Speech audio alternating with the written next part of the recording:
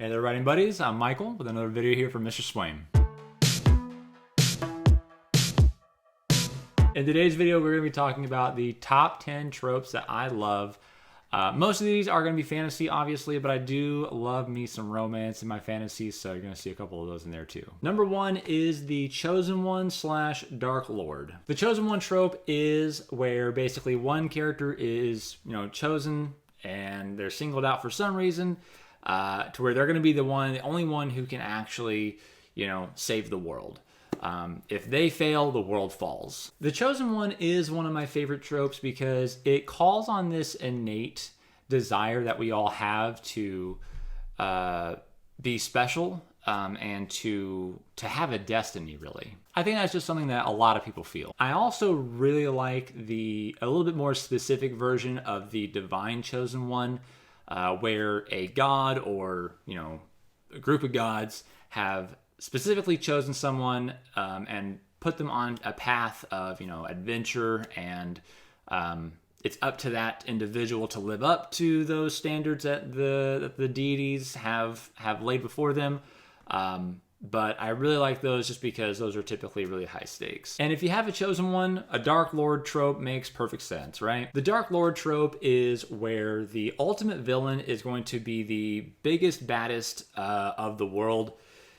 Typically, this could be like the ultimate evil, kind of like the devil of our world, right? But it could also be more like the Harry Potter version, where Voldemort was the Dark Lord. And he was, hiding in the shadows for a long time, puppeteering, having his minions do things for a while. So the Dark Lord trope works very well with book series because you get a few lesser villains that help build up your hero. So that way your hero can get some credibility under their belt. And then the Dark Lord then comes in and wreaks havoc or whatnot, and it requires a chosen one to take care of him. Much like the Chosen One trope, the Dark Lord trope it opens the door for having just extremely high stakes, and that's just something that I really enjoy reading. Number two is good versus evil. With this one, I like my overall plot to be very good versus evil, right versus wrong, very black and white. It's when you get down into the minutia of characters that you start getting into this gray area, and that's also very fun. But I really do like the good versus evil trope to be kind of the overall arc. The reason I like it so much is just that the good versus evil and right versus wrong is a very powerful narrative device, and I think it's also an important. I think it's also an important lesson to teach. So that's one of the reasons I like it so much. Number three is one that I have not really heard anyone else mention before. So I may have made it up. I'm not sure.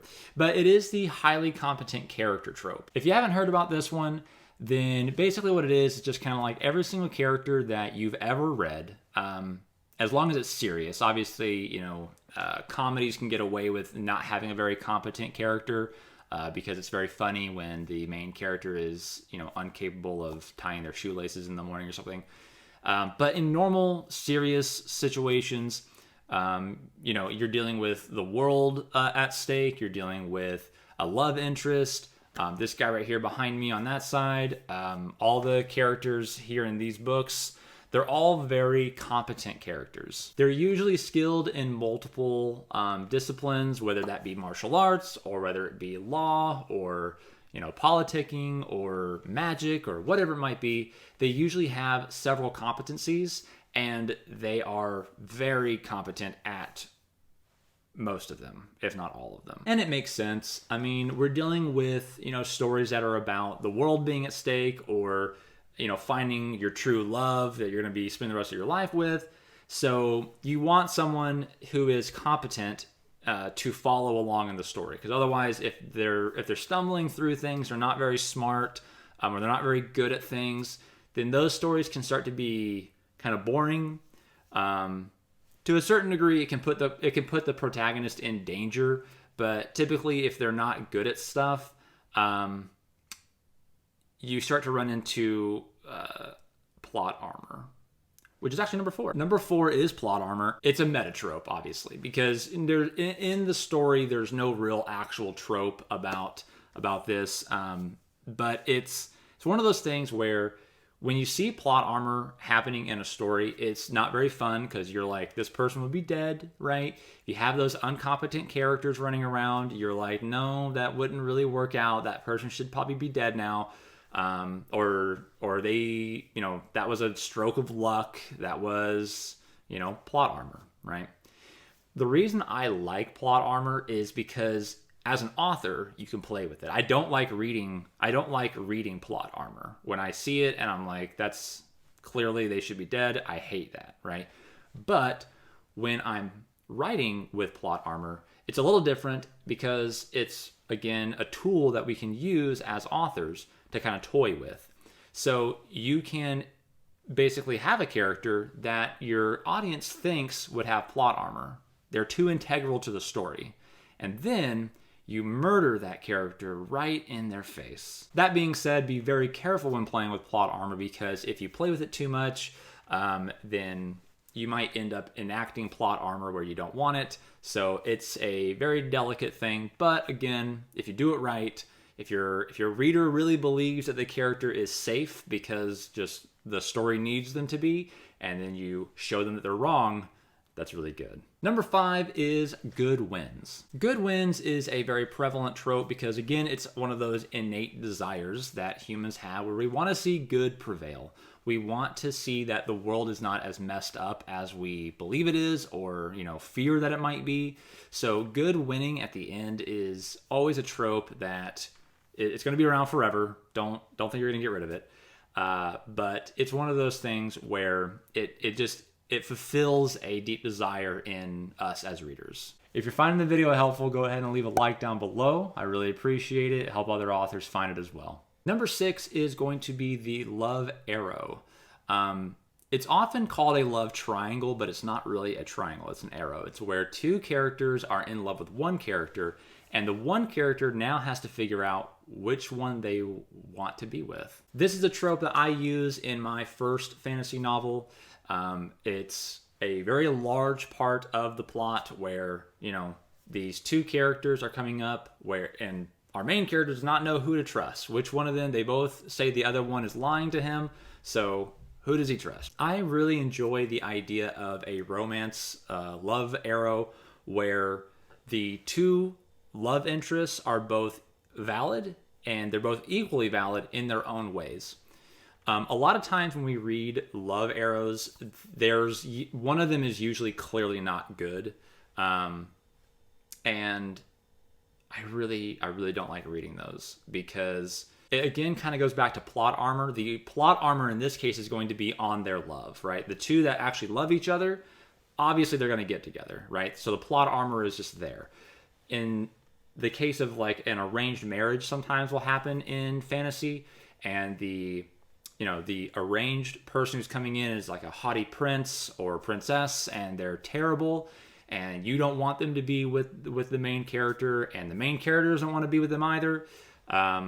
Those I don't really enjoy as much, just because, again, we know it's not going to be with them, so it feels like false tension. I think it's a better tension when you have two characters that are both valid. They're both good choices for this main character to choose from, and it's a difficult one. It really pulls at the inner workings of who the main character is, who are they going to choose, and it's a struggle, and I like seeing that. Number 7 is friends to lovers and enemies to lovers. Now these are different, so don't kill me in the comments. Okay, I understand that they are different, they're not the same, but they are in a very similar vein. There's some sort of established relationship that needs to be broken in order for them to come to love each other. I think that the enemies to lovers is a more engaging story to write, but they both are very good to read because they both have their own hurdles and difficulties to get past. Because obviously, if it's a friends to lovers, they're worried about potentially ruining their friendship. And if the love doesn't work out, then they'll never go back to being good friends like they used to be. while enemies to lovers, is usually full of quips and, little jabs at each other that eventually turns into, them both realizing that, hey, you know what, we've been pretty stupid here. We love each other. Number 8 is stuck together. This trope pairs very well with the enemies to lovers. Obviously, if they hate each other, they should by all means leave. But if they can't, then they got to stay, right? It also goes very well with the idea of like an odd couple type of situation. The person who's, very organized and clean versus the person who's very messy and, unclean, I guess. But it's that idea of getting used to cohabitation. And that is a part of, growing as a couple. So when it comes to seeing that in romance where they are stuck together and they have to cohabitate, eventually something's going to happen, right? It also plays off of the oddities and funny situations that can arise when learning to cohabitate with someone else. And that can go from silly to sexy very fast. Number 9 is soulmates. I like this trope when it's played with. If it's done like the straight natural or the straight normal way of there's only one other person meant for you kind of thing, then I probably actually hate it. So look for it on my 10 tropes I hate. This will actually pair very well with the idea of a love arrow where both suitors are, perfect in their own way. They both get the main character in a deep, compassionate way that really speaks to the main character and the reader, but it's different than what the other one has, right? They have to come at it at different angles for it to really work. But if you do this to where it's kind of, either one could be their soulmate, right? So who do they choose? That to me is very engaging. So if you do this trope, just make sure that both characters are kind of like filling in the other character's gaps just perfectly. And again, if you're playing with it, like I suggest, where you have multiple choices that are all kind of potential soulmates, if you will, then they are all still doing this where they're fitting together perfectly, just in their own unique ways. And that way, we can watch as the main character rips their hair out trying to figure out who they should be with. And number 10 here is the damsel in distress and the femme fatale. I am jamming these two together because they're really the opposite sides of the same coin. The damsel in distress is something that speaks to me personally because, it's one of those things that men have an innate desire to do, which is save women. We want to do that. If you take like the old Indiana Jones idea, swinging in on a bull rope, catching the woman as she's falling in air, we're kind of built for this, right? We can take hits, we can jump off the ledge, we can, take all that damage for the woman so that way she doesn't have to, and I like that. And then on the flip side of that, the femme fatale idea shows that not all women are tripping over themselves like Bella Swan. They're not all defenseless sleeping beauties. Women are dangerous, right? Let's be real about that. They say hell hath no fury like a woman scorned. Be it a nimble assassin or a smiling poisoner, women can shape the fate of nations just as much as men can. And it's interesting to see how they do it differently. That's one of the things I really like about the femme fatale idea is that how do the men in that story try to achieve their goals versus how do the women try to do it? What are the similarities? What are the differences? I really like seeing that. If you love these tropes just as much as I do, then I think we just became best friends. Did we just become best friends? Yep! Let me know down in the comments below which tropes that you love the best.